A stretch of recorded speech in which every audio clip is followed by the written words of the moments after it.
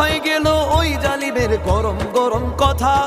কোথায় আওয়ামী লীগ, কোথায় কাদের কাকা? কোথায় গেল ওই জালিমের গরম গরম কথা?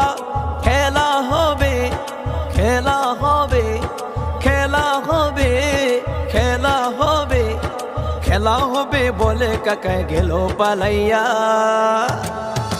হাসিনা পালাইছে দেশটা ছাড়িয়া, সকলের মুখে হাসি আসলো ফিরিয়া।